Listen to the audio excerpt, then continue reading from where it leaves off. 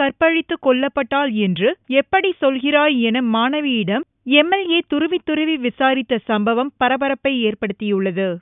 பீகார் மாநிலம் ஹாஜிபூர் தொகுதியிலுள்ள அரசு மாணவியர் விடுதியில் 10ஆம் வகுப்பு மாணவி மர்மமான முறையில் இறந்து கிடந்தார். இது பற்றி அறிந்ததும் ராஷ்டிரிய லோக் சமதா கட்சி எம்எல்ஏ லலன் பஸ்வான் விடுதிக்கு விரைந்தார். அவரது உடைகள் முழுவதும் இரத்தக்கரை படிந்திருந்ததால் அவர் கற்பழித்து கொல்லப்பட்டிருக்கலாம் என சக தோழியர் சந்தேகம் தெரிவித்தனர். உடனே கற்பழிக்கப்பட்டார் என எப்படி உறுதியாக கூறுகிறாய், எங்கே இருந்து ரத்தம் வந்தது என சக மாணவியிடம் எம்எல்ஏ அடுக்கடுக்காக கேள்விகளை கேட்க மாணவிகள் பதில் சொல்ல முடியாமல் நெளிந்தனர்.